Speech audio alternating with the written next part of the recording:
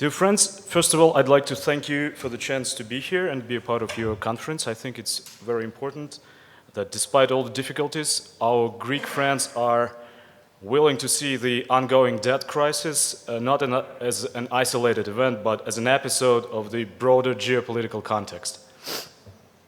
In that sense, when we talk about Greece, we always keep in mind the speeding up global recession, the war in Syria, the wars in Ukraine and Yemen, the deteriorating situation in the South China Sea, the rapid militarization of Europe. These are the links in a chain, as we like to say in Russia. I'm not an analyst, an economist, or a politician. For the last 15 years, I work as a reporter for the Russian national TV. I traveled extensively and covered such major global events as the war in Iraq, Operation Enduring Freedom in Afghanistan, the collapse of the Lehman Brothers, and the economic crisis which it provoked.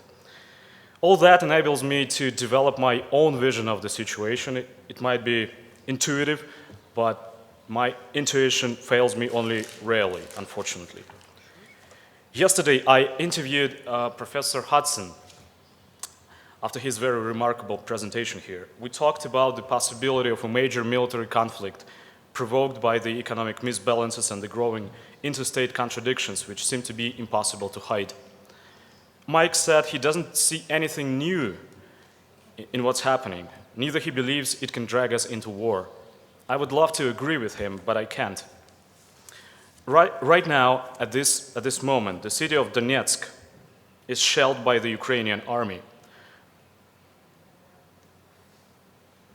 This army is being re-equipped and trained by the West, and it is getting ready to crush the People's Republics of Donetsk and Lugansk, the two regions of Ukraine where people revolted against the 2014 neo-Nazi oligarchic coup in Kyiv. Right now, at this moment, in Poland, NATO is conducting the biggest war games since the end of Cold War. Tanks, missiles, nuclear bombers are sent back to Europe massively to counter the mythical Russian aggression. US Marines are parading 200 meters away from the Russian border with Estonia. It's 700 kilometers from Moscow. Actually, 7-hour drive by car. Tomorrow is June 22nd, which marks the 74th anniversary of the Nazi attack on the USSR. A day of special meaning to all Russians and all citizens of the former Soviet Union. 27 million of my compatriots perished in the war. Not a single family, including my own, escaped this tragic contribution. Again, I'm not an analyst, but intuitively, with all the built-in memories of the previous wars that we have, we feel that something familiar is brewing in the air. The charming landscape and weather here, this magnificent pictures, scenery, and antique beauty shouldn't distract us from that growing anxiety. There's a common perception that the next conflict, if it occurs, should not be nuclear, that the sanity and reason should prevail and prevent the politicians from resorting to the use of atomic weapons. I wouldn't be so sure about that. A civil war in Ukraine, instigated and fueled by the military circles in the West, may quickly explode into a full-scale nuclear war in Europe, taking each and every nation a hostage. We must be frank and honest to ourselves. The lessons of the last World War are either not learned or forgotten. Unfortunately, Ukraine is not the only uncertain value in this complex equation. 2 years ago, I traveled to Damascus. It was at the time when the city was surrounded by al-Nusra and various other terrorist groups. On the way from the airport, we could see tanks engaged in combat, choppers flying over our heads, and smoke rising over the embattled suburbs of Damascus. I went there to see the Grand Mufti of Syria, an old gentleman who lost his son to the terrorist attack, but refused to leave the country and abandon his congregation. I remember us talk about the reasons of the conflict, both ethical and economical. That was from my documentary Planet of Babel. When the camera was off, the Mufti said something I keep thinking about till now. You know what? He sighed and looked at me. You won't expect to hear that from a believer, but I'm not sure if Marx was completely wrong. Next day, the plane took us back to Moscow. We ascended in complete darkness, all lights off, to escape the anti-aircraft fire from the ground. Moscow was calm and quiet, covered with snow. The war is far away. You could have thought there was no war at all. Last year, though, Syria chased us down in Ukraine. Right now, it's not only Syria, but also Yemen, Iraq, and Lebanon engulfed in fire. Thousands of Hezbollah fighters and Revolutionary Guards from Iran are being dispatched to Syria, which brings us closer to a big war with not only Syria, Saudi Arabia, Iran, Turkey, Israel, or Qatar, but also China, Russia, and the United States involved, directly or indirectly. Qatar, but also China, Russia, and, soon after, for the very same documentary, I came to Greece. I explored the depth of economic crisis here. I talked to ordinary people. I went to the Communist Party headquarters and to the offices of the Golden Dawn in Athens. And everywhere I went, I couldn't stop thinking about what the Mufti told me. Maybe Marx wasn't too wrong. The period of irrational exuberance, as Al Greenspan once called his financial revolution, was obviously over. What seemed to be ahead of Greece looked and smelled like war, either a class war on the streets or a real war on the battlefield. 2 years passed, and this feeling is stronger than ever. Last year, I went to Vietnam. We worked on another story, totally unrelated.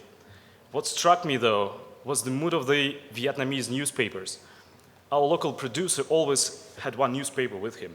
On the front page, there were always pictures of tanks and jets and military units conducting training. Sooner or later, there's going to be a war here, the producer, himself a retired officer, told us. We're not afraid, he said. We're skilled warriors. We fought America in the 60s and we fight China for hundreds of years. That very same week, Senator McCain came to Hanoi to sign an agreement on military cooperation with Vietnam, quite obviously aimed at China and its interests. Walking through the Vietnamese museum, where McCain's experience as a prisoner of war is illustrated with his various personal belongings, I again couldn't stop thinking about what the Syrian Mufti told me in Damascus. 3 million Vietnamese died in that war. More than 50,000 young Americans lost their lives. It didn't make the war less attractive or less possible today. Let me remind you that there was no lack in similar gloomy projections at the beginning of the 20th century. The inevitability of war was a popular theme in all global newspapers.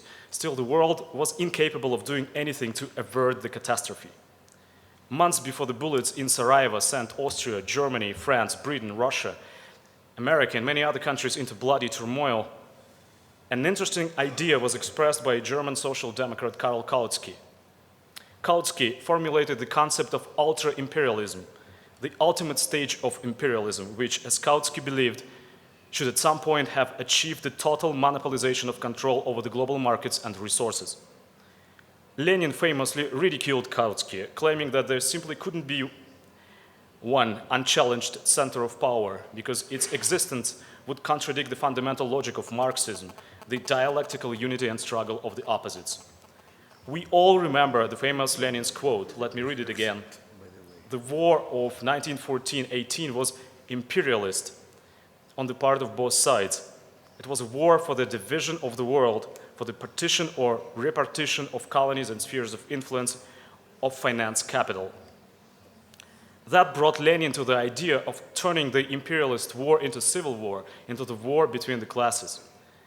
Back then, such logic proved to be bright and successful, as it led to the miraculous establishment of the USSR at a time when all imperialist powers were weakened by war or too busy with their internal problems. Is that logic still relevant now? What would Lenin say today? Would he remember Kautsky? The popular perception among the European left today is that Russia and China now are newly emerged capitalist powers, nationalist powers, striving for markets and resources the same way as Germany or United States did a century ago. So sticking to Lenin's plan, the international left should relax and wait until the class contradictions within Russian or Chinese or European or American societies bring about new Bolsheviks. That may or may not happen. Or when it happens, the world will look like a giant concentration camp. how one is going to wage a class war, in such case, disarmed, powerless, controlled, and manipulated. I dare to say that the more I travel, the more I think that Kautsky was right, and Lenin was not. The ultra-imperialism, which seemed to be a fiction yesterday, became reality. The capitalist aspirations of China or Russia, with all due respect, cannot even nearly be compared to the financial, cultural, scientific, and military superiority of the sole ultra-imperialist entity, the United States of America. If the two major free trade agreements are soon going to be imposed on Europe and Asia, such superiority would be cemented for decades. Such concentration of power and solidified control are totally unique. They are unseen in human history. Never before had one country had the whole planet covered with its military bases. Never before had the whole world dependent on its technological and scientific patents. Never before had it the whole global flow of information or financial transactions under its direct supervision. The staggering revelations by Edward Snowden showed us clearly all that is far from being a joke or lunacy. This is reality.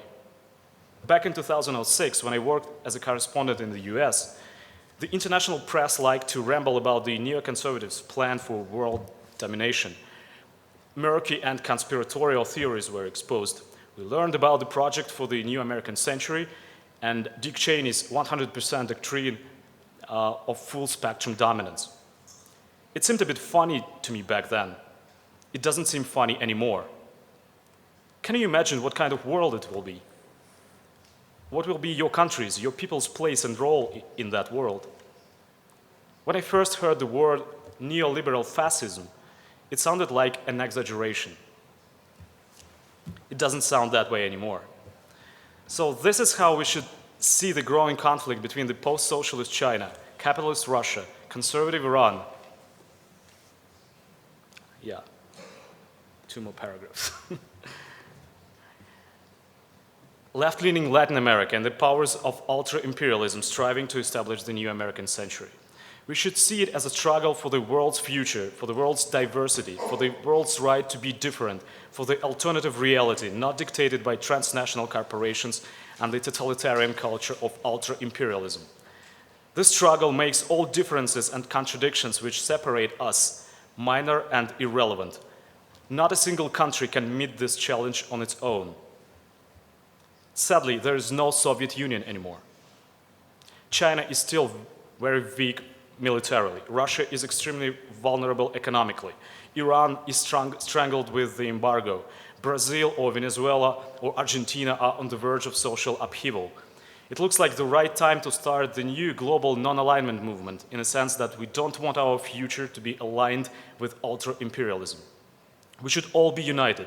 All parties and movements, right and left, opposed to ultra-imperialism, should be united. We should focus precisely on what could bring us together, on the fundamental questions that make the war possible, or as some people feel, imminent. Same way as in 1914, same way as in 1939, those questions are strictly economical. They have nothing to do with race, religion, ecology, or sexual equality. Basically, it is the very same cursed question: who controls the means of productivity? Now let me briefly, for a minute, get back to Russia before I finish. Despite the capitalist nature of Russian economy, we are constantly accused of conspiring to restore the Soviet empire. For your understanding, Russian elite is indeed capitalist. It naturally, biologically rejects all ties and connections to the Soviet heritage. It is quite different, though, if you take a look at the population, which I frequently talk to. Over 60% of Russians would like to see Soviet Union back. Here we're not talking about the sense of national dignity or revanchism. After all the years of brutal reforms associated with robbery and decay, they tend to consciously prefer socialism over the oligarchic system which was imposed on Russia in the 90s. So there's a growing demand, a growing thirst for what I call re-Sovietization. Re-Sovietization. The truth is, and the previous World War showed it very clearly, that you cannot resist the onslaught of imperialism with a capitalist economy. Same is today. You can't stop it on a national level. Since ultra-imperialism is a global project, there should be a countering global project of the same scale and proportions. Let me put it simple. We need another Soviet Union. Anywhere, somewhere. As a Russian, I believe that it can re-emerge in Russia. There's nothing nationalistic in this point of view. Russia is still preserving the ideological, economical, cultural, and military heritage of the USSR. It is not alive in the minds of our oligarchic elite, but it is more than alive in the hearts and minds of our people. I don't mean seniors or pensioners. I'm talking about the people of my age and people younger than me. Not only in Russia, but also in other former Soviet republics.